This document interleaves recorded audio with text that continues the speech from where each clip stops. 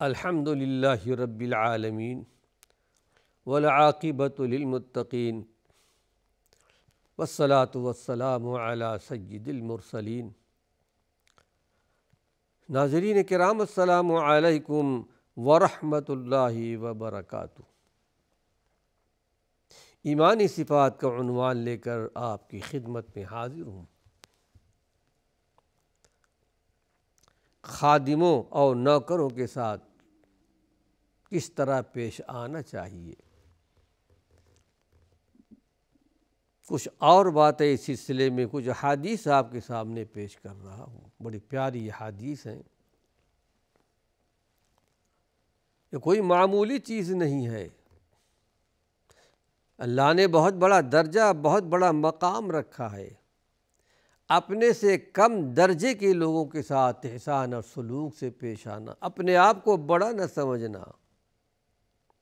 اور حقیقت میں اگر کوئی آدمی کسی کو چھوٹا سمجھتا ہے، کمتر سمجھتا ہے، جس کا مطلب یہ ہے کہ وہ اپنے آپ کو بڑا سمجھتا ہے، اور اسی کا نام کبر ہے، اسی کا نام فخر ہے، اپنے آپ کو اونچا سمجھ لینا۔ عمر ابن خطاب رضی اللہ عنہ، یہ روایت مسند احمد کی ہے کہ عمر ابن خطاب امیر المومنین کہتے تھے کہ اللہ ان لوگوں پر لعنت فرمائے۔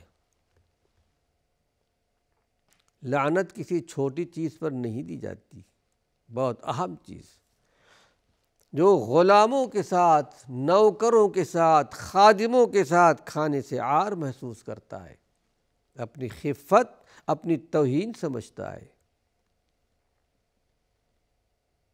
تم بھی ایک اللہ کے بندے ہو، تمہارا نوکر، تمہارا خادم بھی وہ اللہ کا ایک بندہ ہے۔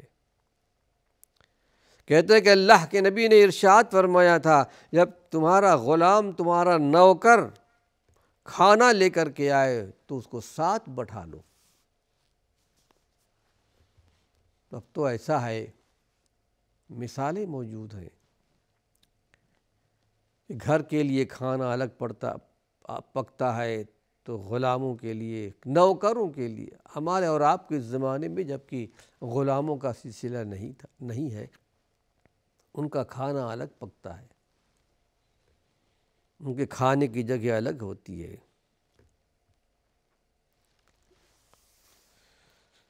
عثمان غنی رضی اللہ عنہ، موطا امام مالک کی روایت، بڑی معروف کتاب، اسلام میں سب سے پہلی کتاب حدیث کی جو لکھی گئی، امام مالک رحمۃ اللہ علیہ کتاب موطا امام مالک ہے، جس کو انہوں نے مدینۃ المنورہ مسجد نبوی کے اندر یہ کتاب لکھی ہے۔ عثمان غنی کا حکم تھا کہ جو تمہارے غلام، نوکر، خادم ہو، ان سے زیادہ کام نہ لیا جائے، اور جو کھانا تم کھاتے ہو اچھے سے اچھا کھانا کھلاؤ، کوئی امتیاز مت رکھو۔ اللہ کے پیارے پیغمبر کی ہدایات کی وجہ سے صحابہ اپنے غلاموں کا، اپنے زیر دستوں کا بڑا خیال رکھتے تھے۔ عبداللہ بن عمر رضی اللہ عنہ، جو اللہ کے پیارے پیغمبر کی حدیث پر عمل کرنے کے بڑے شائق تھے، راستے میں سفر کرتے کرتے کسی مقام پر سواری سے اترے اور وہاں بیٹھ گئے۔ پوچھا گیا کیا بات ہے؟ کہا یہ وہ مقام ہے جہاں میں نے اللہ کے رسول صلی اللہ علیہ وسلم کو بیٹھے ہوئے دیکھا ہے، یہاں نماز پڑھتے ہوئے دیکھا ہے، آپ کی ایک ایک سنت کو پکڑتے تھے، یاد رکھتے تھے۔ عبداللہ بن عمر رضی اللہ عنہ، اللہ نے بڑا درجہ، بڑا مقام دیا تھا۔ قرآنی آیات پر عمل کرنے کے لیے، اللہ کے پیارے پیغمبر کی حدیث کو عمل کرنے کے لیے تلاش کرتے تھے۔ جب قرآن حکیم کی آیت نازل ہوئی، لن تنالوا البر حتى تنفقوا مما تحبون، ہرگز تم نیکی حاصل نہیں کر سکتے جب تک کہ اپنی محبوب ترین چیز کو، پسندیدہ ترین چیز کو اللہ کے راستے میں خرچ نہ کر دو، نیکی حاصل نہیں کر سکتے۔ جو نیکیاں تم کرتے ہو یا جو تم خرچ کرتے ہو اللہ جانتا ہے۔ محبوب ترین اللہ کی چیز میں دیتے ہو یا کم ترین چیز اللہ کے راستے میں دیتے ہو۔ جب یہ آیت نازل ہوئی سوچا انہوں نے اس دنیا میں میرے نزدیک کون سی چیز سب سے زیادہ اہم ہے، محتم بالشان ہے۔ سوچتے ہیں کہ ان کی ایک لونڈی تھی، محبوب ترین لونڈی تھی، کہا کہ اس دنیا میں سب سے زیادہ محبوب ترین چیز میری لونڈی ہے۔ اپنی لونڈی کو اللہ کے لیے آزاد کر دیا، لیکن چونکہ بڑی محبت تھی ان سے، ہمیشہ یاد بھی کرتے تھے۔ کہا کہ اگر آزاد کی ہوئی چیز حلال ہوتی، جائز ہوتا تو میں دوبارہ لوٹا سکتا تھا۔ یہ درجہ، یہ مقام اللہ رب العالمین نے صحابہ کو دیا تھا۔ یہ عبداللہ بن عمر ہے، ان کے تعلق سے یہ بات آتی ہے کہ جب باہر سے گھر آتے تھے یا گھر میں ہوتے تھے تو کھانا کھانے سے پہلے گھر والوں سے پوچھتے تھے کہ بتاؤ کیا تم نے غلام کو، نوکر کو کھانا دیا کہ نہیں دیا۔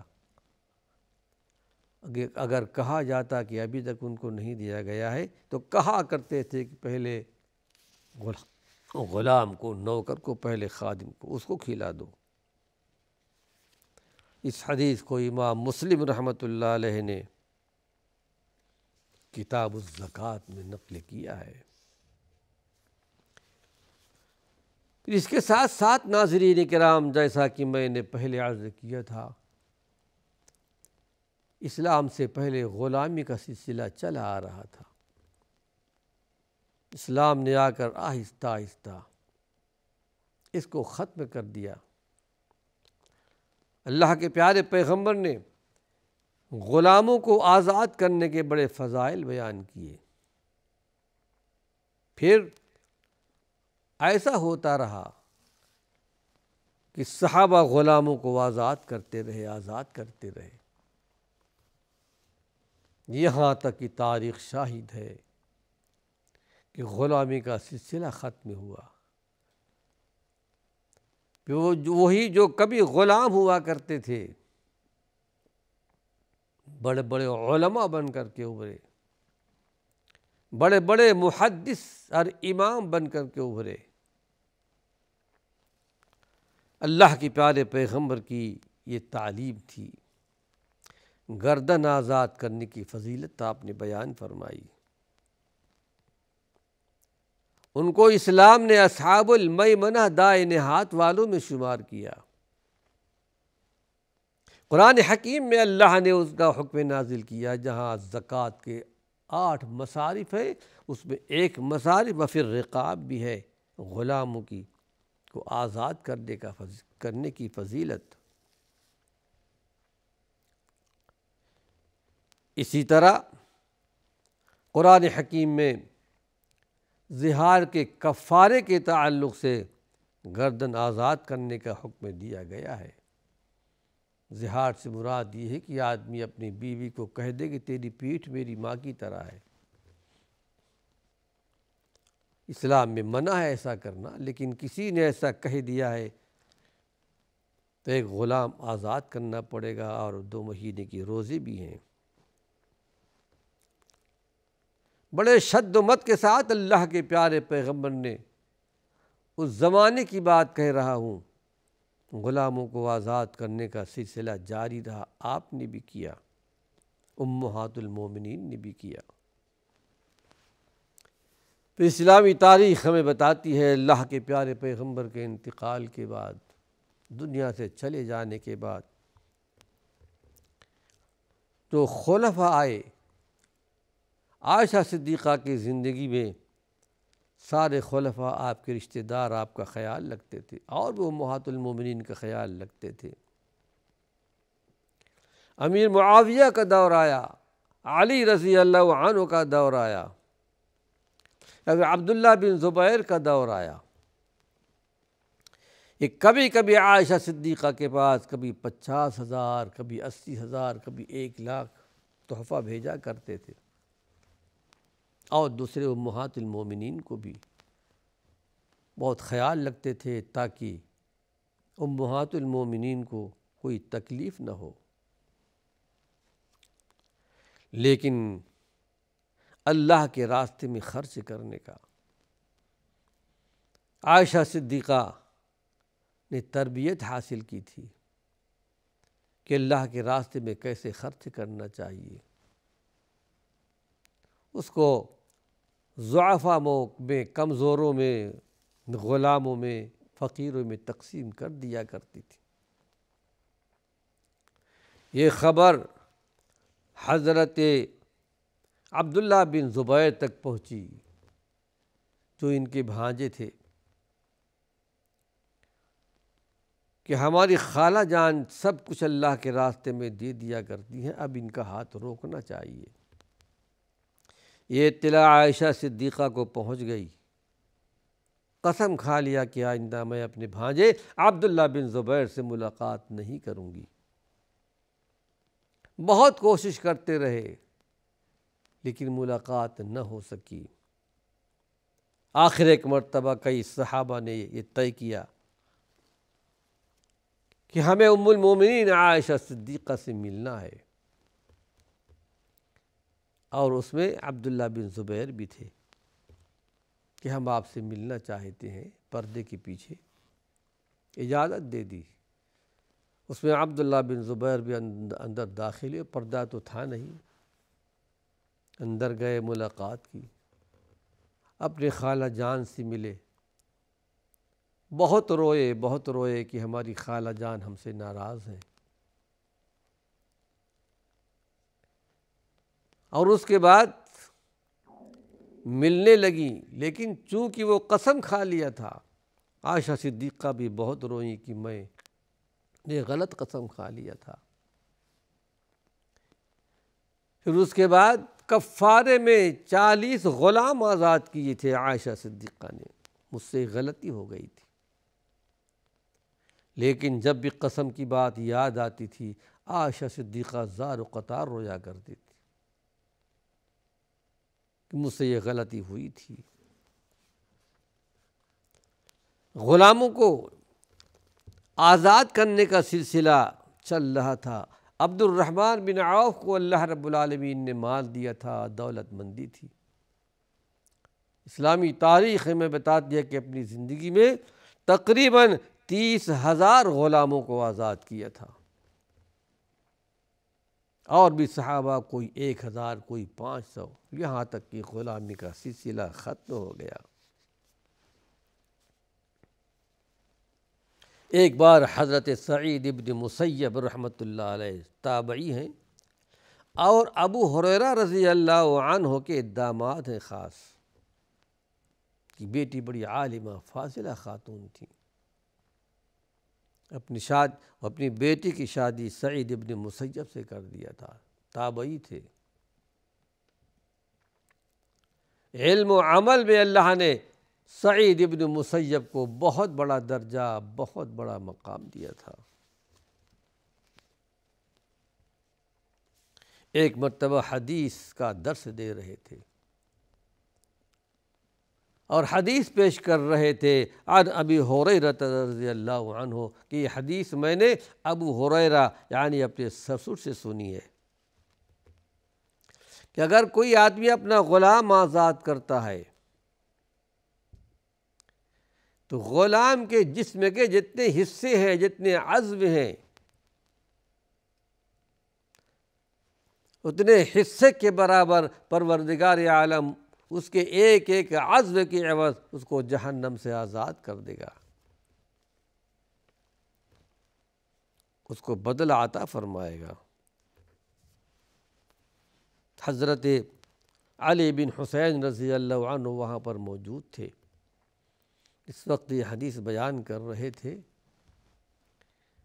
تو انہوں نے پوچھا سعید بن مسیب رحمۃ اللہ علیہ سے، یہ بتائیے کیا آپ نے خود یہ روایت ابو ہریرہ رضی اللہ عنہ سے سنی ہے؟ کہا ہاں میں نے خود سنی ہے، اپنے کانوں سے سنی ہے۔ اس کے بعد جب تصدیق ہو گئی تو ان کا ایک بہت نیک اچھا غلام تھا، طاقتور غلام تھا۔ آپ نے کہا کہ جاؤ، انت حر لوجہ اللہ، جاؤ تم اللہ کے لیے، اللہ کے رضا کے لیے تم آزاد ہو، میں تمہیں آزاد کرتا ہوں۔ ان کو آخرت کی فکر تھی، وہ اللہ کی جناب میں، اللہ کے حضور میں اجر چاہتے تھے، ان کی نگاہوں میں آخرت تھی، دنیا کی زندگی نہیں تھی۔ آخرت کو مقدم رکھتے تھے، دنیا کو پیچھے رکھتے تھے۔ قرآن حکیم کی آیت سن چکے تھے کہ آخرت کی زندگی ہی آخرت حقیقی زندگی ہے۔ حضرت عبداللہ بن عمر رضی اللہ عنہ، پھر یہی حضرت علی بن حسین ہیں، اسلامی تاریخ ہمیں بتاتی ہے کہ ایک مرتبہ اپنے لونی سے وضو کا پانی مانگا، لوٹے میں برتن میں لے کر کے آئیں، لیکن غلطی سے ان کے کپڑوں پر کچھ پانی گر گیا۔ ظاہر ہے کہ انسان تھے، کچھ غصہ ظاہر ہوا، لوڈی تاڑ گئی، بڑی عالمہ فاضلہ تھی۔ لیکن ناظرین کرام، وقت ختم ہو چکا ہے، اللہ نے چاہا اسی عنوان سے کچھ اور مفید باتیں اپنے آئندہ درس میں پیش کروں گا۔ وآخر دعوانا ان الحمد للہ رب العالمین۔